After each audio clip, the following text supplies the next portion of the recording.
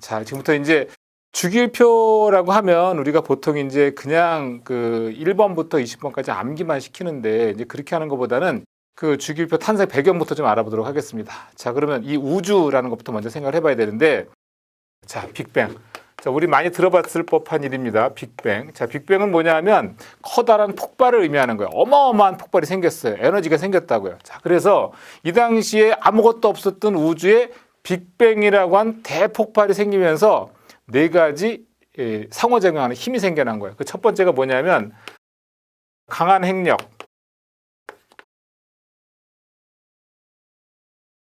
약한 핵력, 전자기력, 자, 전자기력, 그 다음에 마지막으로 중력, 이렇게 네 가지. 몇 가지며? 네 가지 힘. 자, 네 가지 힘이 생겼습니다.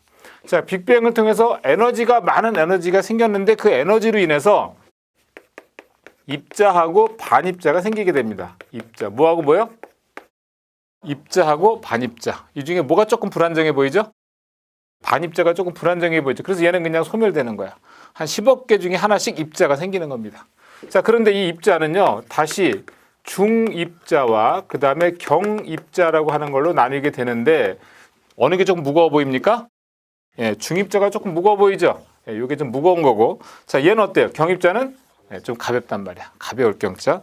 사실은 중입자 중에는 쿼크라는 게 있는데, 쿼크라는 게 종류가 한 6가지 종류가 됩니다. 몇 가지요? 6가지. 그런데 우리는 그 중에 2가지만 할 겁니다. 2가지. 자, 2가지가 뭐가 있냐면 업쿼크, 다운쿼크라는 걸 할 거예요. 우리말로 옮기게 되면 업쿼크는 위쿼크가 되고 다운쿼크는 아래쿼크가 됩니다. 자, 그 다음에 우리가 경입자도 종류가 되게 많은데 우린 그 중에 이제 전자만 할 거야. 전자에 대해서만 할 겁니다. 자, 다시 빅뱅을 통해서 네 가지 상호작용하는 힘이 생겼고, 그리고 입자와 반입자가 생겼는데 그 중에 반입자는 사라지고 입자만 남았다는 얘기예요.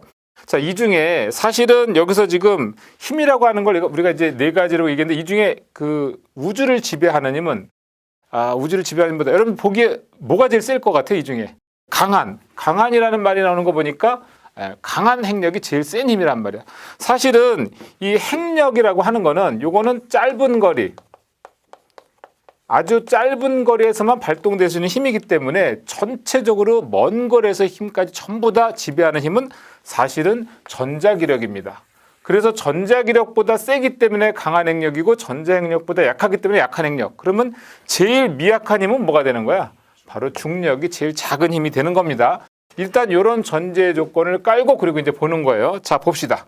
자, 아까 입자는 중입자, 경입자로 나눠지고 중입자는 쿼크, 다시 업쿼크, 다운쿼크라고 했는데 용어가 조금 낯설 수는 있어요, 여러분들. 이제 주기율표를 하기 앞서서 이 얘기를 하는 이유는 나중에 끝나고 보면 이 얘기를 왜 했을까라는 걸 알게 됩니다. 자, 용어가 낯설더라도 자꾸 반복해서 읽다 보면 조금 익숙해져요. 자, 우선 업쿼크하고 다운쿼크, 전자 이 세 가지만 볼 텐데, 사실 이 전하량이라고 하는 게 전자의 경우에는 1.6 곱하기 10의 마이너스 19승 쿨롱이거든요. 그래서 마이너스 1.6 곱하기 10의 마이너스 19승 쿨롱의 전자의 힘을 여기에 대해서 상대적으로 비례한 값으로 보니까 업쿼크는 플러스 3분의 2의 전하량을 갖고 다운쿼크는 마이너스 3분의 1의 전하량을 갖습니다. 이건 뭐 제가 본 적은 없어요. 그러나 나중에 과학자들이 보니까 업쿼크는 플러스 3분의 2 전하량, 그럼 결과적으로 전자의 상대적인 양이라고 했으니까 1.6 곱하기 10의 마이너스 19승 곱하기 3분의 2라는 값이 되겠죠. 이거 너무 이렇게 얘기하면 힘드니까 그냥 이 전자를 마이너스 1로 보고 상대적으로 플러스 3분의 2, 마이너스 3분의 1 이렇게 보는 거예요. 자, 입자들이 생겨났단 말이야. 그런데 입자들은 업쿼크, 다운쿼크라고 하는 것들이 막 충돌하면서 부딪히면서 3개씩 뭉칩니다. 3개씩 뭉치다 보니까 플러스 3분의 2, 플러스 업쿼크는 누굴 좋아할까? 당연히 다운쿼크를 좋아하겠죠. 플러스니까.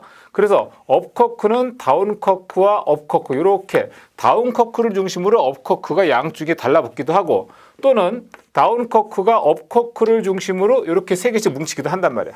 입자가 3개씩 뭉친다 그래, 3개씩. 그러면 전하량을 따져보면 어떻게 돼? 이거는 플러스 3분의 2, 마이너스 3분의 1, 플러스 3분의 1. 전체 합은 얼마가 되죠? 전체 합은 플러스 1이 되는 거고. 이 경우는 마이너스 3분의 1. 이렇게 해야 되겠지. 또 나중에 또 따지는 친구들이 있어가지고. 자, 마이너스 3분의 1 플러스 3분의 2 하고 플러스 마이너스 3분의 1. 이렇게 되면은 이 전체 값은 얼마가 되는 거지? 0이 되는 거지, 0. 그래서 처음에 빅뱅을 통해서 생겨난 입자들이 3개씩 뭉친다 그랬는데 이렇게 뭉쳐진 업, 다운, 업으로 뭉쳐진 요 플러스 1의 값을 갖는 것을 나중에 과학자들이 뭐라고 이름을 붙였냐면 양성자라고 이름을 붙입니다. 자, 그리고 이렇게 다운, 업, 다운으로 뭉친 이런 전하량 0의 값을 사람들이 뭐라고 이름 붙였냐면 중성자라고 이름 붙였단 말이야. 드디어 이제 양성자, 중성자 우리가 알고 있는 얘기가 나오는 거예요. 자, 이와 같은 양성자와 중성자가 생겨서 그럼 결과적으로 플러스 1인 우주에는 플러스 1인 양성자가 어마어마하게 많다는 얘기죠. 이렇게 맞습니까? 이렇게 많다는 얘기야. 플러스 1의 양, 이게 뭐 내가 지금 우주를 그릴 수는 없고 그냥 우리가 상상을 한번 해보는 거예요. 그럼 대부분의 우주는 뭐가 가득 차 있다는 얘기냐면 플러스 1짜리 양성자 집단이 있다는 얘기예요. 그래서 나중에 과학자들은 이와 같은 플러스 1의 양성자가 갖는 것을 이름을 뭐라고 붙였냐면 수소라고 이름을 붙였단 말이야. 자, 양성자가 근데 처음에 그 에너지가 있어서 막 충돌하면서 부딪히다 보면 플러스 1짜리들도 이렇게 뭉치려고 하겠죠. 이렇게 뭉치려고 하겠죠. 이게 잘 뭉칠까요? 둘이 반발력이 생기니까 잘 안 뭉치겠지. 그래서 요때 중성자라고 하는 이런 0의 전하를 갖는 것들이 달라붙기 시작한단 말이야. 그러다 보니까 얘네들끼리는 반발력이 있지만 요렇게 강한 행력, 요렇게 강한 행력, 요렇게 강한 행력. 강한 행력이 몇 개가 작용해? 3개가. 반발력은 하나가. 그러니까 뭉칠 수 있어 없어? 그래서 뭉치게 된단 말이야. 그래서 양성자 2개에 중성자 하나 또는 중성자 2개짜리 이런 것들이 뭉치기 시작합니다. 그래서 양성자 하나일 때는 수소라고 했던 것이 양성자 2개가 되니까 뭐가 되냐면 바로 헬륨이라고 하는 것이 생긴다는 얘기죠. 대부분은 다 수소고 플러스 1짜리 양성자 하나짜리 덩어리들로 막 뭉쳐서 돌아다니고 그리고 2개짜리가 또 뭉치다가 이제 우주가 너무 팽창을 해버린 거야. 우주가 너무 넓어져 버렸어. 그러니까 더 이상 양성자들끼리 뭉칠 수 있는 상황이 안 됐단 말이지. 그럼 우주의 대부분은 뭐란 얘기입니까? 수소가 대부분이고 헬륨이 약간 생기다가 만 그런 형태예요. 이렇게 되고 나니까 수소라고 하는 거, 그 다음에 헬륨이라고 하는 거. 사실은 양성자 하나짜리가 수소고 양성자 2개짜리가 헬륨인데 이렇게 하고 나서 우주가 막 넓어지고 나니까 온도는 떨어지고 밀도는 낮아지고 그러다 보니까 이제 처음에 이 전자라고 하는 경입자라고 하는 이 렙톤 중에 하나인데 이 전자라고 하는 것이 처음엔 에너지가 많아서 막 미친 듯이 돌아다니다가 이제 우주가 너무 넓어져서 온도도 낮아지고 밀도도 낮아지니까 더 이상 돌아다니는 힘이 없어서 이제는 구속되기 시작합니다. 양성자에. 그래서 그게 뭐냐면 지금 수소는 플러스 1의 전하라고 했고 전자는 마이너스 1의 전하라고 했어. 그럼 이 플러스 1의 전하에 전자가 몇 개가 달라붙을 수 있을까? 당연히 한 개가 달라붙겠죠. 이게 하나의 힘으로 끌어당기는 거니까. 그래서 플러스 1짜리에 양성자 하나에 마이너스 1짜리 전자가 달라붙은 이런 원자가 드디어 생기는 거야. 원자. 여기까지는 원자 핵이었고 여기까지 원자가 생기는 거야. 그러면 플러스 2짜리 양성자에 전자가 몇 개 달라붙을까? 당연히 2개의 전자가 달라붙은 이런 헬륨이라고 하는 원자가 드디어 만들어지는 거예요. 그러면 결과론적으로 얘기할 때 원자라고 하는 것은 지금 요 핵이라고 하는 게 있었고요. 그리고 전자가 달라붙었어요. 그럼 핵은 뭐와 뭐로 나눠집니까? 양성자와 중성자 이렇게 만들어졌다는 걸 우리가 알 수 있다는 얘기지. 우주가 처음에 빅뱅으로부터 원자가 만들어진 거야. 그리고 났더니 그러면 처음에는 양성자 플러스 1짜리 덩어리들 얘네들끼리 충돌을 통해서 2개짜리 헬륨까지 만들어지고 그리고 나서 이제 우주는 평온을 찾는 거예요. 그럼 대부분의 우주는 수소와 헬륨 수소가 대부분이고 헬륨이 조금 일부 있다고 그러는 건데 그럼 이제 아까 처음에 얘기했던 전자기력 발동합니까? 안 하죠. 플러스 1짜리에 마이너스 1짜리가 달라붙었으니까. 그리고 강한 핵력, 약한 핵력 다 발동한 거야. 이제 남은 힘은 뭐냐면 요 힘만 남은 거야. 중력. 그래서 얘네들끼리 이 플러스 1짜리들끼리 막 지나가면서 부딪히면서 플러스 3짜리 뭉칠 수 있겠죠. 이렇게 해서 중력의 힘이라고 하는 건 뭐냐면 중심을 통해서 이렇게 뭉치는 걸 말하는 거야. 중심을 향해서. 아무래도 가운데 쪽으로 힘이 몰릴 수밖에 없잖아. 그래서 이제 3개짜리가 만들어지기도 하고 4개짜리가 만들어지기도 하는 거예요. 그렇게 해서 우리가 나중에 과학자들이 이름 붙인 건 양성자 3개짜리를 리튬이라고 하고 양성 4개짜리를 베릴륨 이렇게 얘기를 하는 겁니다. 이건 사실 이미 우주를 통해서 양성자 20개짜리 우리는 칼슘 이렇게 얘기를 했단 말이야. 이건 이미 우주를 통해서 만들어진 거야. 그런데 이걸 그 당시에는 우리가 몰랐던 거지. 뭐냐 하면 지금으로부터 2000년 전 얘기예요. 2000년 전에 데모크리토스라는 사람이 이제 드디어 우주는 다 만들어졌는데 이제 사람들이 이제 하나씩 찾아가는 과정이야. 데모크리토스라는 사람이 별명이 뭐냐면 웃는 철학자입니다. 웃는 철학자. 웃는 철학자였어. 데모크리토스라는 사람이 길을 가다 동전을 하나 주운 거야. 동전을 딱 주워 보니까 너무 달아있어. 이게 달고 달면은 뭐가 되지? 수박을 계속 쪼개고 참외를 계속 쪼개고 그러면 제일 마지막에 남는 거 하나를 이름을 뭐라고 치냐면 그 작은 입자 그걸 뭐라고 하면 애톰 뭐냐 원자 이렇게 얘기를 한 거예요. 데모크리토스가. 대단한 얘기죠. 대단한 발견을 한 거야. 입자라는 거를 그 당시에 처음 얘기를 한 거야. 근데 사람들한테 먹히지가 않아. 그러다 보니까 뒤에 와서 그럼 입자가 어떤 게 있냐 이거지 이제. 그래서 엠페도클레스라고 하는 또 철학자가 뭐라 그러냐면 그 입자의 종류는 물, 불, 흙, 공기 이렇게 4원소설을 얘기하는 거야. 그러면 이 세상에는 모든 물질은 물이라고 하는 거, 불, 흙, 공기라고 하는 원소로 이루어진 것이다. 이렇게 얘기를 한 거야. 사실은 이런 것들이었는데 수소, 헬륨 이런 것들이었는데 이 당시 사람들은 모르니까 그냥 물, 불, 흙, 공기가 원소인 줄 알았던 거지. 그리고 나서 그럼 모든 물질은 이걸로 만들어졌다는 얘기야?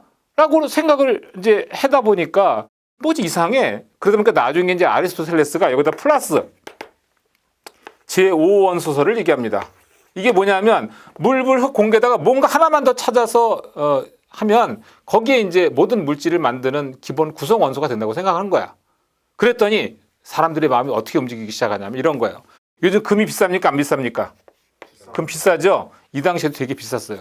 그러니까 사람들이 금을 갖고 싶어 했어. 그럼 금을 한번 만들어 볼까? 물, 불, 흙, 공기 여기다 뭔가를 넣으면 금이 만들어질 것 같아. 그걸 연구했던 사람들이 누구냐면 연금술사라고 하는 겁니다. 제가 대표적인 연금술사 한 명만 얘기할게요. 17세기 초에 독일의 브란트헨이라는 사람이 오줌을 가지고 실험을 하는 거야. 이 오줌.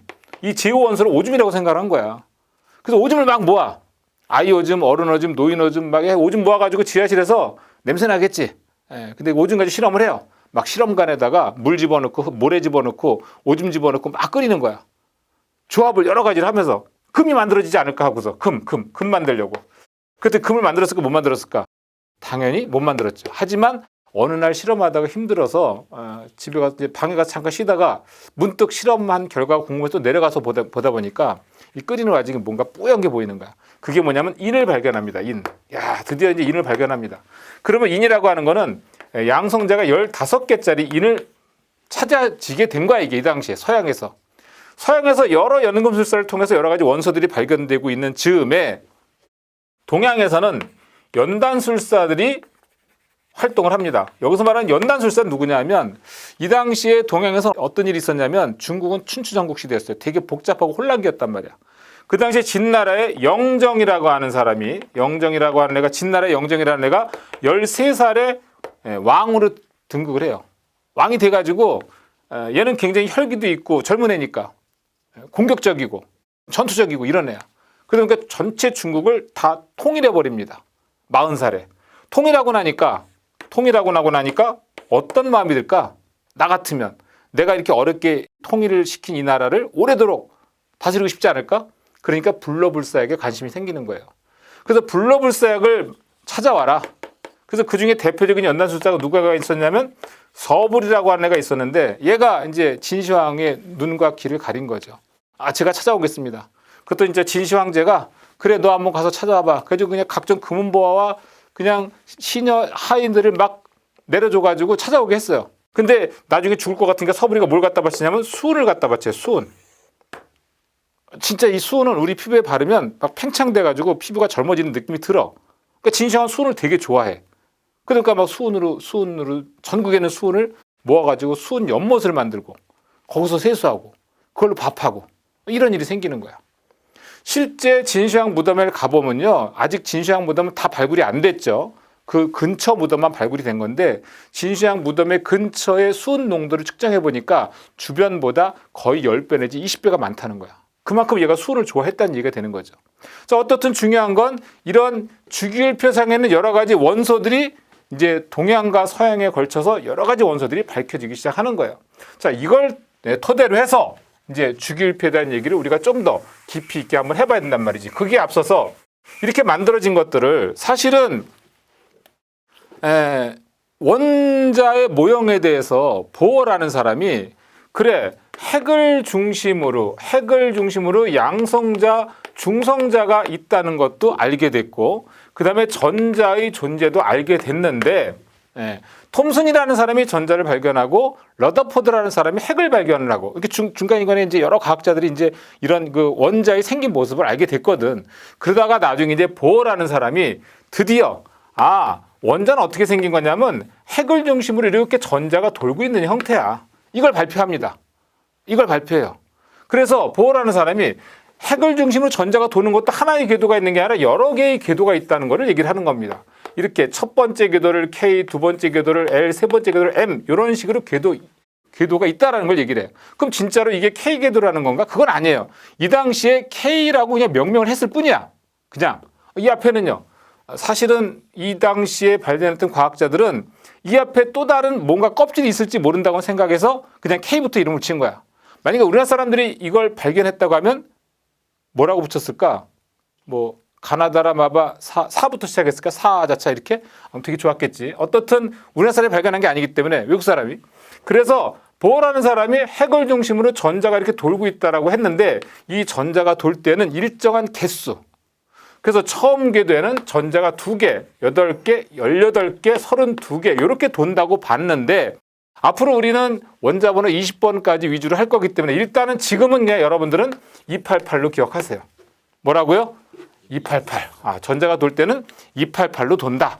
요것만 일단 기억을 하시고 그 다음에 우리가 처음에 수소라고 하는 게 양성자 하나라 그랬단 말이야. 근데 사실은 영국의 모질리라는 사람이 이런 그 주기율표를 만들려고 하다 보니까 원소들의 규칙을 한번 찾아보니까 양성자 같은 게 하나도 없다는 걸 알게 된 거예요. 그래서 양성자가 같은 게 하나도 없으니까 양성자 순서대로 원자 번호를 매겨놓은 게 지금의 원자 주기율표야. 그래서 양성자가 수소는 하나니까 원자 번호 몇 번? 1번이 되는 거고 리튬의 양성자는 몇 개? 3개니까 3번인 거고 그 다음에 나트륨의 양성자가 11개니까 11번 칼륨의 양성자가 19개니까 19번 이렇게 이름을 붙인 거예요. 그리고 그 다음에 베릴륨, 마그네슘, 칼슘 자 이렇게 되는 거죠. 얘가 4개, 12개, 20개 우선 요것만 볼게요. 그 다음에 좀 더 자세하게 다시 보겠습니다. 그래서 얘가 양성자가 하나니까 원자 번호 1번이란 말이야. 그러면 수소라는 원자핵을 중심으로 전자가 하나가 돌겠죠. 이렇게. 그 다음에 리튬은 처음에 몇 개 돌까? 우리 얘기했죠. 핵을 중심으로 전자 처음에 몇 개 돈다고? 2개. 그 다음에 몇 개 돌까? 하나가 도는 거죠. 그 다음에 나트륨 어떻게 돼요? 2개, 8개, 하나가 도는 거고. 칼륨 어떻게 돼? 2개, 8개, 8개, 하나가 도는 거야. 이렇게. 마지막에 전자가 하나씩 도니까 일적 원소가 되는 겁니다. 이 주기율표가 만들어진 배경을 우리가 지금 얘기하고 있는 거야. 그리고 우리는 사실 핵을 중심으로 전자가 도는 이 궤도를 껍질이라고 하는데 껍질. 첫 번째 껍질에서 끝난 수소는 1주기가 되는 거고 두 번째 껍질에서 끝난 리튬은 2주기가 되는 거고 세 번째 껍질에서 끝난 나트륨은 3주기가 되는 거야. 그리고 네 번째 껍질에서 끝난 칼륨은 4주기가 되는 거야. 이렇게. 그러면 우리가 원자 핵을 중심으로 맨 바깥쪽에 몇 개냐라는 걸 가지고 족을 정했고 몇 번째 껍질에서 끝나느냐라는 걸 가지고 주기를 정한 거란 말이야. 하나 더. 베릴륨이 두 개가 되는 거 맞죠? 마그네슘 어떻게 돼? 2개, 8개, 2개. 칼슘은 2개, 8개, 8개, 2개. 마지막에 2개씩 남았으니까 이적 원소가 되는 거고. 그리고 얘네들은 채우다가 두 번째에서 끝났으니까 2주기, 3주기, 4주기 이렇게 된 거예요. 그래서 보어의 이 원자 모형을 가지고 주기율표가 만들어졌다. 이렇게 해도 과언은 아닙니다. 사실은 영국의 이 모질리라는 사람이 주기율표를 만들 당시에 20살 때인가 만들었다고 하는데 이 사람 그 20살 때 주기율표 만들었으니까 대단한 사람이죠. 그리고 23살인가 대학 교수가 됐다고 어마어마한 주기율표 만들었으니까 당연히 노벨상을 받았겠죠. 하지만 이 사람은 노벨상을 못 받았어요. 왜냐하면 세계 전쟁에 나가서 총 맞아 죽었거든. 노벨상은 사망한 사람한테는 주지 않는다는 규칙이 있어가지고 결국 못 받아요. 우리가 어떻든 왜 1족이고 왜 2죽인지에 대한 설명을 한 겁니다. 좀 더 자세한 얘기를 알아보도록 하겠습니다. 자, 우리 좀 전에 빅뱅으로부터 원자들이 생긴 걸 우리 공부를 했잖아. 그래서 이제 내가 지금 주기율표를 미리 써놨어. 한번 이렇게 써놨는데 얘들을 우리가 좀 더 자세하게 알아볼 필요가 있는 거야. 자, 수소는 왜 원자번호 1번이 됐을까? 양성자가 1개라서. 자, 리튬은 왜 원자번호 3번이 됐을까? 양성자가 3개라서. 그러니까 결과적으로는 원자 번호라고 하는 것은 곧 양성자 개수가 되는 거야. 양성자 개수가 되는 거고, 우리가 플러스 1의 양성자에 전자 몇 개 붙는다 그랬지? 하나가 붙는다 그랬고, 플러스 2의 양성자 전자 몇 개 붙어? 2개. 결과적으로 양성자 개수는 결과적으로 뭐가 되냐면 전자수, 이렇게 얘기를 할 수 있는 거야. 맞지? 자, 그 다음에 질량수라고 하는 것은, 그러면 결과적으로 질량수는 양성자수하고 중성자수를 더한 다음에 여기다가 전자까지 다 더하면 전체 질량수가 될 거 아니야? 그런데 이 질량수는요, 거의 무게가 없어요. 거의 먼지와 같은 존재야. 그러니까 우리는 전자수는 질량수를 포함을 안 시켜. 따라서 질량수 하면은 양성자수하고 중성자수만 더해주면 이게 바로 질량수가 되는 거거든. 자, 그 다음에 우리가 이제 이거를 암기를 좀 해야 되는데, 사실은 1번부터 20번까지만 해주면 되긴 되는데, 산업기사에서는 주로 여기 밑에 있는 것들도 좀 물어보기도 하거든. 같이 알아둬야 돼. 그래서 수소부터 우리는 세로적으로 외우는 걸 좀 연습을 하셔야 돼요. 세로적으로. 그래서 수소, 리튬, 나트륨, 칼륨, 루비듐, 세슘, 프랑슘. 그다음 여기는 베릴륨, 마그네슘, 칼슘, 스트롱슘, 바륨, 라듐. 자꾸 반복적으로 읽어서 암기 좀 하셔야 돼요. 자, 그래서 붕소, 알루미늄, 탄소, 규소, 질소, 인, 산소황, 불소, 염소, 브롬, 요드, 아스타틴. 요 불소는 옛날 말이야. 사실은 요즘 플로린이라고 하는데 불소가 일본 말이라서 요즘 안 써요. 그렇지만 우리는 아직은 같이 알아둬야 돼. 그다음에 염소, 크로린, 브롬을 이제 소방하는 사람들, 위험을 하는 사람들은 취소라고도 같이 알아둬야 돼. 자, 요드, 요건 옥소, 아스타틴, 아직 우리말이 없어요. 그래서 이제 플로린, 염소, 취소, 옥소, 아스타틴 또는 플로린, 염소, 브롬, 요드, 아스타틴 이렇게 같이 알아두시고, 그 다음에 이쪽에 헬륨, 네온, 아르곤, 크립톤, 크세론, 라돈. 자, 요거는요, 본강 들어가기 전에 요거는 완벽하게 연습 여러 번 해가지고 암기한 다음에 이제 수업에 들어오셔야 됩니다. 자, 그 다음에 이제 여기 볼게요. 지금 수소하고 리튬하고 나트륨하고 칼륨, 얘네들 원자 번호가 이렇게 매겨져 있잖아. 요거 이제 원자 번호 매겨져 있는데, 이 원자 번호를 좀 쉽게 하는 방법을 가르쳐 드릴게. 자, 이거 일단은 요건 왜 그런지 나중에 주기율표 가면 우리가 이제 2강인가 거기에서 나중에 가서 2장에 가면 주기율표에 가서 왜 이렇게 되는지를 좀 더 자세하게 알 수가 있어요. 자, 288, 18, 32. 욕하고 싶을 때는 그냥 288 한 다음에 여기를 좀 강조해서 읽으면 여기 저절로 되는 거니까 좀 스트레스가 풀리겠지. 자, 1에다가 2 더하니까 얼마 됐어? 3에다가 8 더하니까 11에다가 8 더하니까 19에다 18 더하니까 37, 37에 18 더하니까 50에다 32 더하니까 87 이렇게 되는 거야. 그럼 얘가 19번, 20번이니까 여기는 뭐가 돼? 37이니까 38. 여기는 56, 여기는 88. 이거 원자번호 다 매겼네. 여기까지. 너무 쉽죠? 자, 그 다음에 이쪽에 가볼게. 이번에는 88, 18, 18, 32야. 여기는 2는 빠졌어. 그러면 2에다 8 더하니까 얼마가 되는 거야? 10에다 8 더하니까 18, 18 더하니까 36도 18 더하니까 그 다음에 32 더하니까 86. 그럼 얘가 19, 18, 17, 16 나가니까 얘 36이면 얘는 뭐야? 35. 얘는 53. 얘는 85. 다 됐어요. 너무 간단하지 않습니까? 원자번호 매기는 거. 자, 그러면 결과적으로 아르곤은 양성자 몇 개라고? 전자 몇 개? 18개. 크립톤은 양성자 몇 개? 36개. 그렇게 되는 거야. 자, 그 다음에 질량수 같은 경우에는 질량수는 수배, 질, 염, 알 요 5가지를 제외한 나머지 원자번호 1번부터 20번까지 질량수는 짝수 번호면은 곱하기 2, 홀수 번호면은 곱하기 2 플러스 1 하면은 이게 바로 원자량이 됩니다. 이거는 원자 번호 1번부터 20번까지만 해당된다 그랬어. 그러면 여기까지야. 자, 그럼 예외적인 것만 적어볼까? 예외, 수소, 베릴륨, 수배, 질, 염, 알. 얘는 예외. 나머진 다 유기칙. 그러면 헬륨은 짝수니까 원자량 얼마 될까? 4가 되겠지. 자, 여기 리튬은 3이면은 원자량 뭐가 될까? 자, 붕소는 5번이면 원자량 얼마 돼요? 얘는 12, 얘는 16, 19, 20. 나트륨이 23, 마그네슘이 24, 얘가 27, 28, 31, 32, 그리고 칼륨이 39, 칼슘이 40. 이렇게 되는 겁니다. 자, 얘네들은 예외라 그랬어요. 자, 수소는 원자번 1번 홀수면 곱하기 플러스 1하면 3이라 해야 되잖아. 3이 아니라 1이란 말이야. 1. 그리고 여기는 9, 여기는 14, 여기는 35.5, 여기는 40. 예외 5개만 암기하시면 돼요. 나머지는 저 규칙에 다 따르는 거예요. 이건 암기하셔야 돼요. 자, 그 다음에 요 왼쪽에 있는 것들은 이렇게 한번 볼게요. 이렇게. 자, 볼게요. 처음에 하나 도는 거 아니야? 얘들은 2개 하나 도는 거지.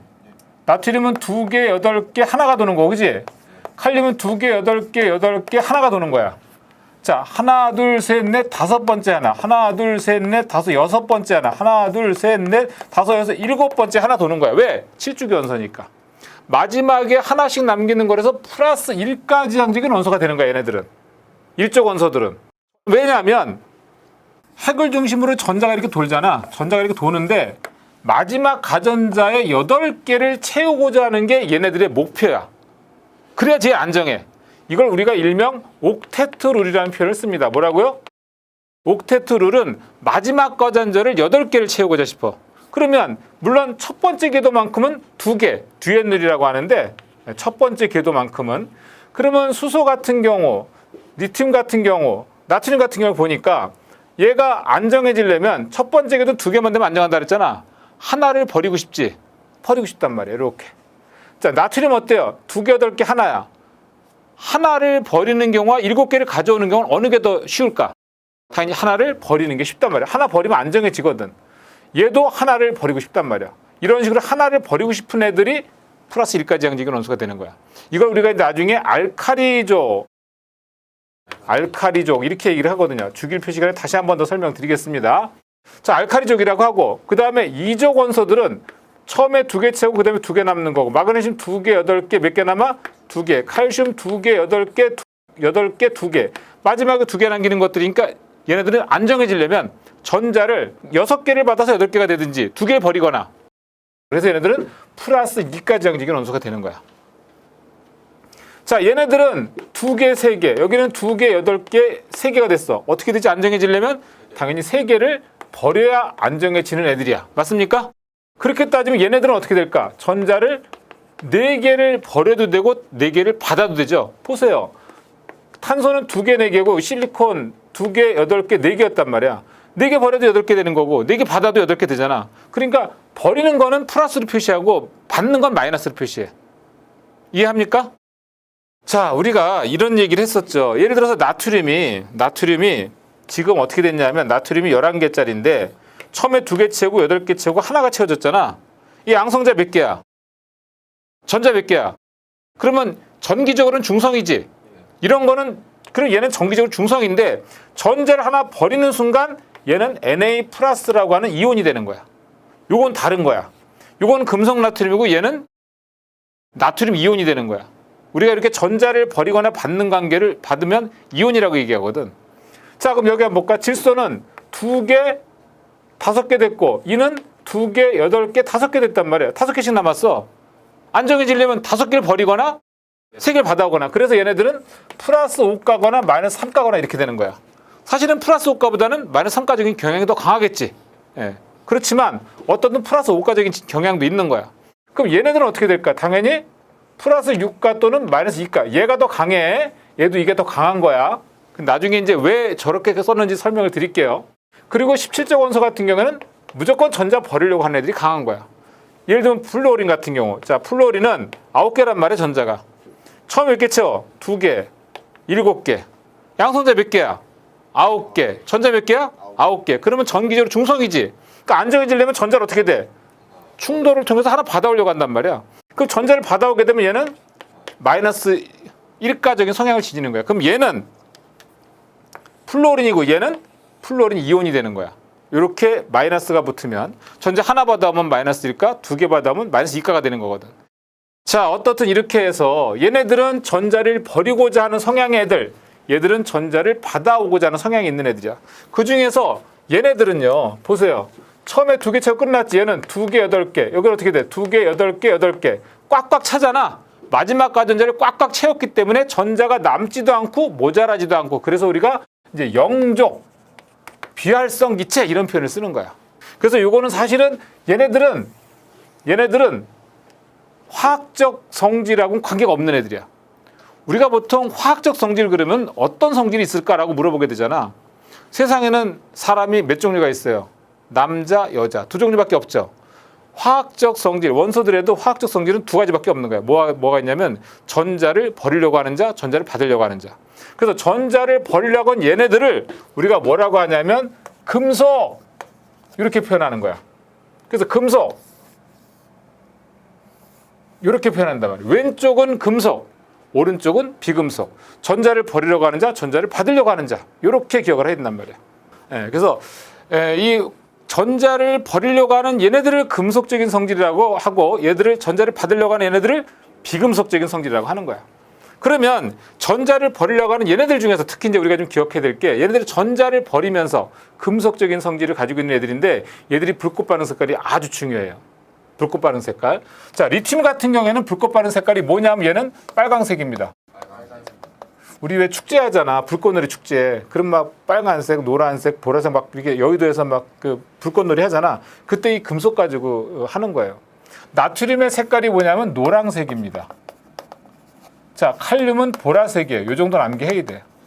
그리고 루비듐이 진한 빨강. 그냥 빨강이 아니야. 얘는 청자색. 가끔 필기시험에서 이런 문제가 나와. 다음 중 불꽃 반응 색깔이 서로 연결이 잘못된 것은, 아니면 다음 중 일적 원소에 해당하지 않는 것은, 이런 식으로 나오기 때문에 이 전체 원소들 다 알고 있어야 돼요. 프랑슘은 지구상에 별로 약간만 존재하기 때문에 이건 뭐 잘 알아둘 필요는 없어요. 그냥 일적 원소라는 것만 알아두면 되는 거고. 자, 근데 이적 원소에 베릴륨, 마그네슘, 칼슘, 스트롱슘, 바륨, 라듐 이런 원소들이 있다는 거 반드시 암기해야 됩니다. 자, 그 다음에 여기 와서 여기 있는 7적 원소 같은 경우는 나중에 이제 할론 소화약제 할 때 굉장히 많이 필요한 원소들인데, 이 플루오린이나 염소 같은 경우 얘네들은 이원자 분자로 존재하는 물질이에요. 그래서 얘들 가스 상태, 비금속인데 얘는 가스, 얘는 액체, 얘는 고체야. 다시 한번, 얘는 뭐라고? 두 개는 가스, 요 하나는 얘는 액체, 얘는 고체가 되는 거야. 그래서 이 불소의 가스 색깔을 보면 담황색입니다. 담황색. 무슨 색이요? 담황색. 그리고 그러니까 옅은 황색이란 뜻이야. 옅은 노란색이란 뜻이야. 그리고 염소 같은 경우에는 황록색. 황록색. 그 다음에 브롬 같은 경우 얘는 젓갈색이야. 젓갈색. 요오드는 흑자색. 그럼 색깔이 어떻게 돼? 점점 진해지지? 옅은 노란색, 그 다음에 약간 녹색. 변비 정도에 따라서 기억하면 돼요. 우리가 변비가 없는 사람은 황색 변을 넣지 않아. 좀 며칠 있다가 하면 색깔이 조금 녹색이 되지. 한 일주일 있다가 봐, 갈색 되지. 한 열흘 있다가 봐, 까만색 나오지. 좀 지저분하긴 하지만 이건 바로 변비 색깔하고 연결된다고 생각하면 외우기 쉬워요. 담황색, 황록색, 젓갈색, 흑자색. 이것도 시험에서 가끔 나오니까 암기. 되겠습니까? 자, 그래서 우리가 주기율표를 이렇게 전반적으로 설명을 드렸는데, 나중에 가면 이제 금속과 비금속이 만나는 경우, 금속과 금속이 만나는 경우, 또는 비금속과 비금속이 만나는 경우 화학결합 시간에 하면서 화합물이 만들어지는 것도 할 텐데, 어떻든 우리가 이제 본강에 들어가기 전에 요거는 만큼은 확실하게 암기가 돼야 돼. 이거 암기가 안 되면 우리 수업 들을 필요가 없어요. 그래서 본강에 들어가기 앞서서 이 주기율표는 반드시 암기, 수소부터 세워서 암기하는 게 좋아요. 수소, 리튬, 나트륨, 칼륨, 루비듐, 세슘, 프랑슘, 베릴륨, 마그네슘, 칼슘, 스트롱슘, 바륨, 라듐, 붕소, 알루미늄, 탄소, 규소, 질소인, 산소황, 불소, 염소, 브롬, 요드, 아스타틴, 헬륨, 네온, 아르곤, 크립톤, 크세론, 라돈. 제가 얘기했던 요 속도로 쓰고 암기할 수 있도록 반드시 학습하시기 바랍니다.